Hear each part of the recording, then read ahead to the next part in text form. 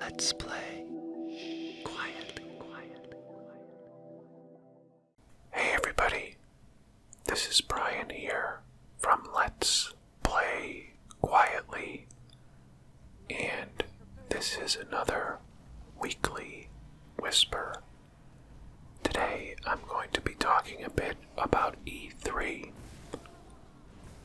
If you're new to this series, it's essentially just a ramble where I pick a topic or topics in the gaming world that are interesting to me or that I have an opinion on. And of course, this past week, E3 has been going on, the Electronic Entertainment Expo, and that is where all of the big publishers make their announcements about what is going to be happening for 2017 and beyond. I'm not going to get into all of the news that was announced at E3 this year, but I wanted to talk a bit about a few things that interested me and sort of my thoughts overall. I am one of those people who tends to get my hopes up for E3, even though I've watched enough E3s and even covered a couple in my game journo days to know that our sort of wish lists for E3 are often very far beyond what we can expect from the show. So I would say that the things that I was most impressed by or excited about from this year's show,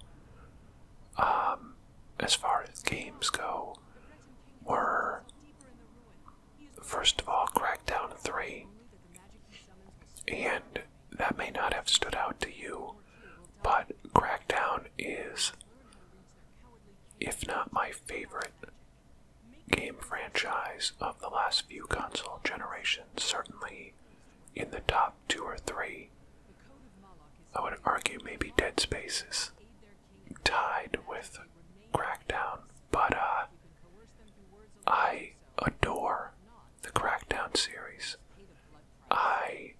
The first Crackdown game is my favorite Xbox 360 game of all time. Some very close friends of mine, our friendship was kind of built around playing Crackdown, and I just have so many fond memories of that game. It was such simple, but absolutely consistent fun, and every time I picked up that game, I had a blast with it. And I also really enjoyed the sequel, Crackdown 2, even though some people did not enjoy Crackdown 2 as much as the first game. I really liked it. I thought that they tried some new things. Obviously it was a different development team, and they did more of a day-night cycle. That was the major sort of mechanical change to the game, but I enjoyed it, and I think it became fashionable for people to kind of dismiss that game in much the same way that people tend to dismiss BioShock 2 because it was made by a different team, even though BioShock 2 might be my favorite game in that entire trilogy. So I don't put a lot of credence in sort of how the trend becomes to, sort of have a negative opinion of a certain game because it was a different team or something like that. But in any case, I love the Crackdown series. I have been waiting for Crackdown 3 for 7 years now, and so I was extremely excited. The fact that Terry Crews is involved with it doesn't even make a difference to me one way or the other, and I wish that they had shown more of the game although they did end up showing a bit more of the demo that they were doing at E3. I think that game, because it's been so long in the making, is going to be really challenged to meet everybody's expectations, especially because when it was first announced, Microsoft was really putting a lot of emphasis on the destruction in the game and how it would be sort of bolstered by the cloud, and so they could do things with the game that just weren't possible. And of course that was when Microsoft was launching. They were messaging the Xbox 360 as something that was going to be online all the time, and I'm not going to get into that whole debacle, but the bar was set really high for Crackdown 3 to have a lot of destructibility in the game, and in the trailer they showed at E3, it did not really demonstrate that. And I think what we've come to learn is that that destructibility is going to be more in the multiplayer aspects of the game. One quote that I had read was that the single-player campaign is about sort of saving the city, while in multiplayer you're kind of destroying it. And so I'm excited for the game either way, and all I care about and what looks to be intact is the original systems around the traversal of the city, the fact that you are leveling up your powers, the fact that you are hunting down orbs to level up over the course of the game, and as long as there are different factions that you can attack any way that you want and take back the city one piece at a time, then I am good to go with that game. I cannot wait for it. I really, really was surprised and bummed out that they did not immediately make Crackdown 1 and 2 backward compatible on the Xbox One, because I've been waiting forever for them to do that, so I really hope that that happens soon. But I'm super excited about that game, so that was one of my highlights. I thought that Bethesda's entire press conference was great. I thought that I'm super excited, even though I did not play the first Wolfenstein. The trailer for the second one made me want to go back and play the first one. Like, I thought that looked fantastic. I was pretty much excited for everything from Bethesda. Evil Within 2, I did not finish Evil Within 1, but the trailer for the second one made me want to go back and finish the first one, so I kind of came out of this E3 with a list of games that I have to go back and finish the first one before I get into the sequel. So Bethesda's was great. Nintendo, the fact that they announced 2 Metroid games, a 3DS game and Metroid Prime 4, amazing. I'm so happy. Kirby, I was super excited about Kirby. I was super excited about Yoshi. Super Mario Odyssey looks amazing.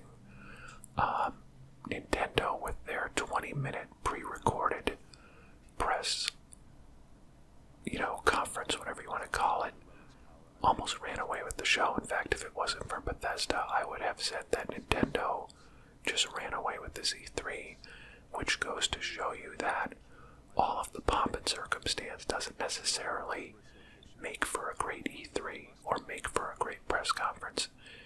I love the fact that Nintendo Switch is just continuing to gain momentum. I'm an old school Nintendo fanboy. I grew up with the NES, and I get very defensive about how dismissive the games industry can be of Nintendo, because Nintendo does not focus on having the highest specs for all of their hardware, and they focus more on gameplay, and they don't care about getting in the arms race of graphics and powerful consoles and things like that. They march to their own drummer, and I love that about Nintendo, because I think if anything, you saw at this E3 that Sony and Microsoft are basically the same. And why would we want Nintendo to be the same as Sony and Microsoft? Because Sony and Microsoft have gotten themselves in a place now where they are both in an arms race to put themselves out of business. The more that they get into this iterative, half-measure console updating pattern, the quicker that they're going to make people go to PC. Because no matter how powerful the Xbox One X or the PS4 Pro or the PlayStation 5 or the Xbox 2 or whatever the new consoles are that they come out with are, they will never be as powerful as a PC. You will always be able to have a PC that plays games at a higher quality than either of the machines that Sony or Microsoft put out. So why they got themselves into this pattern is beyond me, because they are only making PC gaming look more attractive to people. So thank God for Nintendo, because Nintendo is there to remind everyone that it is the games that matter. And they had some great games that they showed. Now, of course, not all of them are coming this year. But as I record this, we have ARMS coming this week. And we saw a good chunk of Super Mario Odyssey, and we saw enough of it to know that it's going to be awesome. Not that that was ever in doubt. So I'm psyched about Nintendo. I'm so happy with that, with the momentum that the Switch has gathered.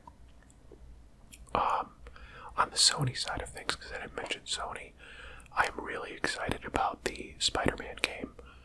I am a die-hard Spider-Man fan. And I have been since I was a kid. Seeing that gameplay, seeing them introduce Miles Morales in the footage that they showed, I loved all of that. I'm super stoked about that.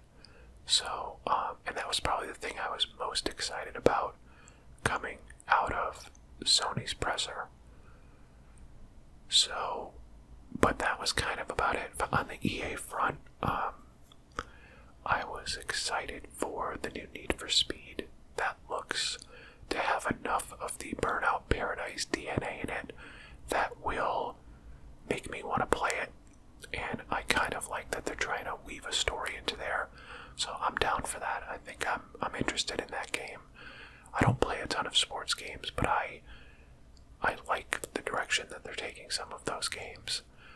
And Battlefront, I could sort of take or leave. I like Star Wars, but I was not impressed with the first Battlefront at all. And I'm not dying to get into a new one. But that stuff looked pretty good, so yeah, that was that. And then, I think one of the biggest things, obviously, that was talked about at the show was the Xbox One X. And that is one of the things that I have the strongest opinion about. I just blabbered on about the whole idea that they're in this sort of iterative arms race now. The thing that I'm blown away by two things. Number one, I was shocked that Microsoft came out with a $500 price point for the Xbox One X. That to me is a huge, huge, huge mistake. And it almost damns them right out of the gate. There is a magic price point for everything. Every piece of hardware has a magic price point that essentially makes it an impulse buy. That is a tipping point that will get people off the fence to buy that machine. And most of the time companies don't hit that sweet spot. And when they do, you see what a difference that it makes. $500 is way too high for a machine that very few people in the Microsoft audience care about. Unless you have a 4K TV, there is really no reason to upgrade from your current Xbox One. And if you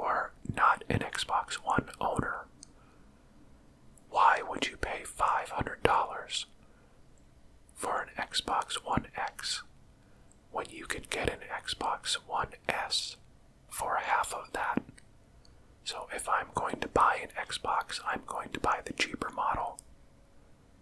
Because what Microsoft has just forgotten is that what matters most out of anything is price. That's what matters most. And they blew it when it came to that price point.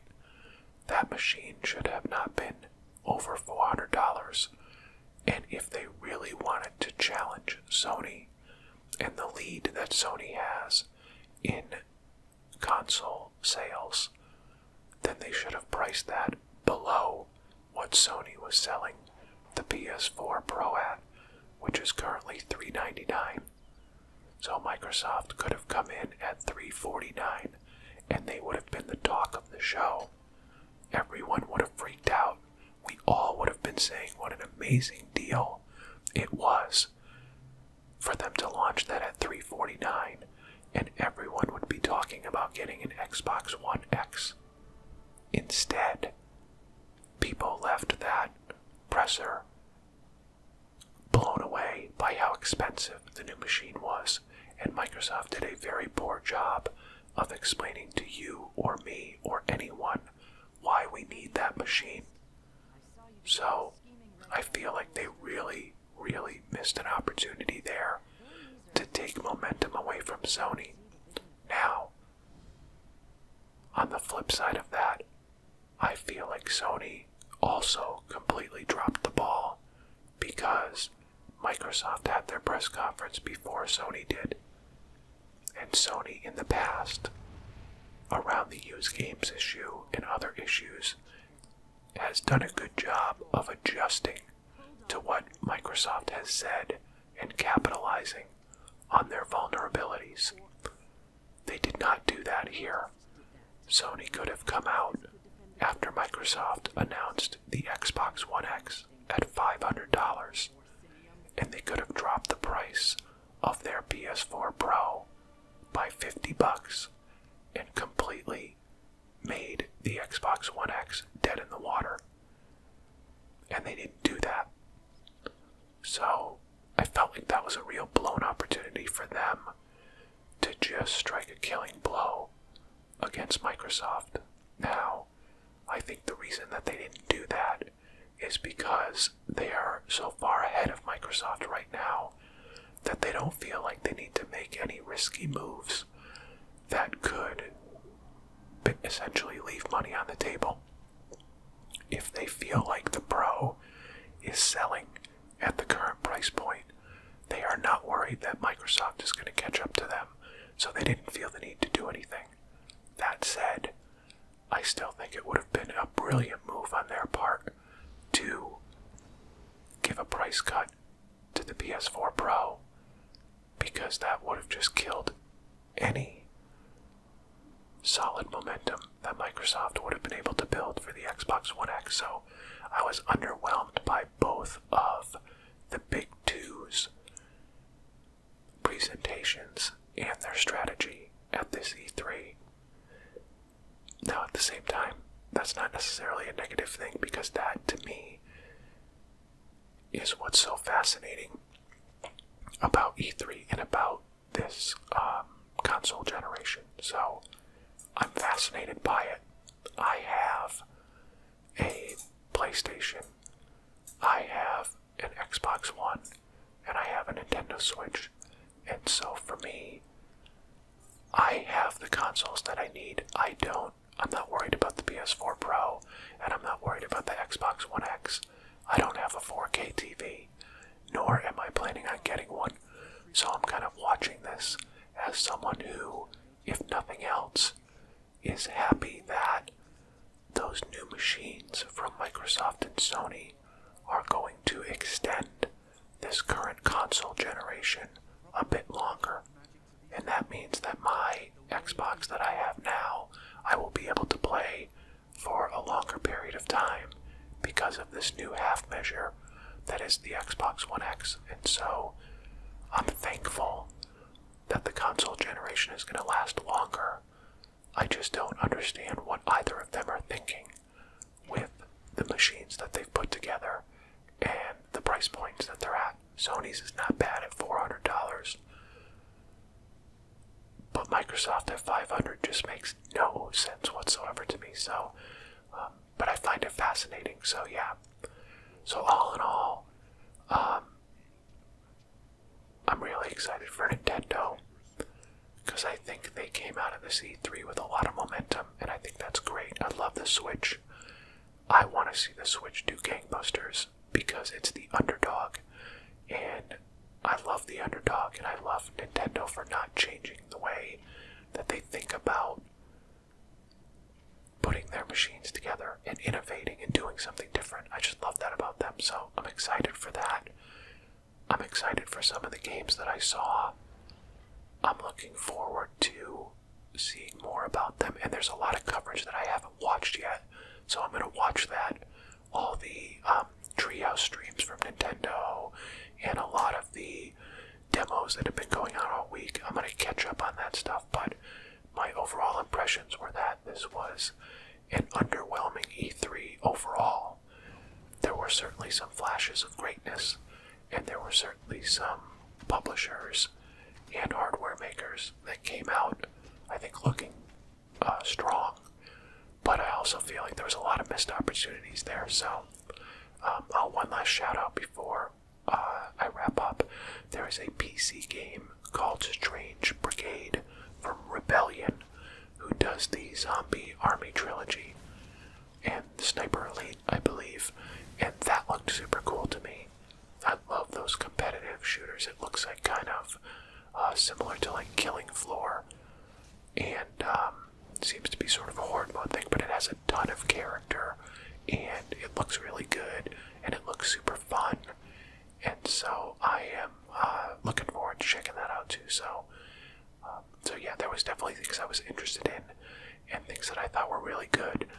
It's just fascinating to me, some of the missteps that I think that that Microsoft and Sony made. So interesting stuff. I would love to hear what your impressions were of this E3, what you liked, what you're excited about, what you might have been disappointed by, or were hoping to see that you didn't see. So if you want to put those in the comments, I would love to read them, and I would love to just see what your takeaways from this E3 were.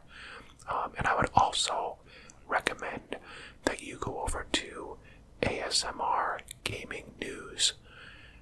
Go to his YouTube channel, because he has been doing a fantastic job of really breaking down the news that has been happening at E3, and he goes much more in depth than I have. When it came to Nintendo's press conference, he actually recorded along with it, and so his commentary is right along with the Nintendo presentation and stuff like that. So he just does a great job with the news and really giving a lot of good details, so go check his stuff out.